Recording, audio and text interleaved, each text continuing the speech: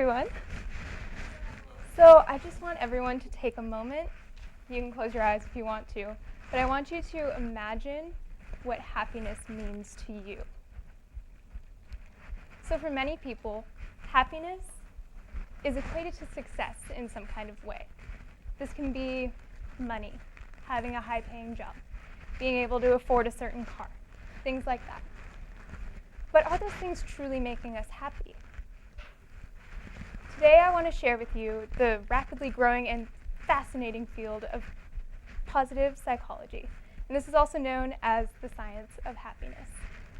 There are three aspects of positive psychology that I want to share with you today, and those are flow, goal setting, and having experiences over possessions. So what is flow? As the Huffington Post described it in 2013, flow is being in the zone when nothing else matters but the one thing that you're doing. And this can be achieved in a variety of different activities. Some of them, reading, getting lost in the story, completing a crossword puzzle, going on a run, doing yoga. Things like that can help us achieve this idea of flow. And flow is absolutely crucial for our happiness because it challenges the prefrontal cortex in the brain, and this part of the brain is responsible for things like emotions and goal setting and our overall reward complex. So I also want to talk to you about this idea of goal setting. According to a professor of sociology at the University of Arizona, there are two types of goals that we can have. These are either intrinsic or extrinsic goals. Intrinsic goals are the ones that promote personal growth, things that make us happy on our own with our own willpower. Extrinsic goals, however, are attributed to external forces, and these things can actually lead us to be unhappier and more anxious.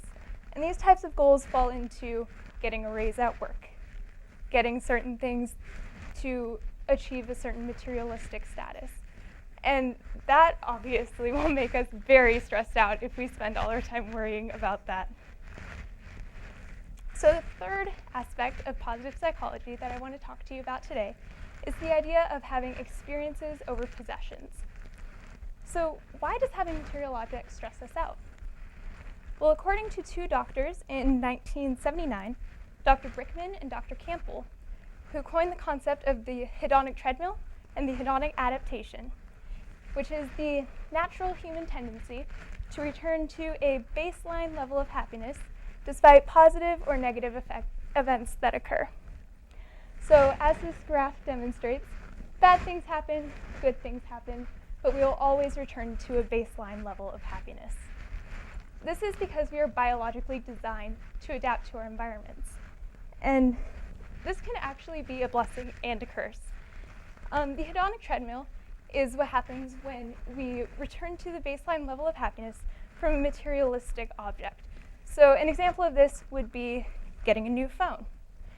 When you first get this phone, you may be in love with this phone. And then the newness wears off, the shininess wears off, and it's just a phone. And then we want the next one, and the new one, and the better one. But when are we ever really happy from that? We want to imitate the feeling of happiness with this material object, but it doesn't actually bring us happiness. It only imitates it. So there's actually a recipe to how to achieve happiness from experiences, because studies have shown that experiences will make us happier in the long run instead of this up and down roller coaster of possessions. And this recipe is to see, do, eat, and explore as much and as often as you possibly can. And to me, that sounds pretty awesome. As a doctor at University of San Francisco put it, your laptop may be awesome, but it won't make you feel alive. So today, I wanted to close by sharing with you a quote that I try to live by, which is to experience the world, not own it. Thank you.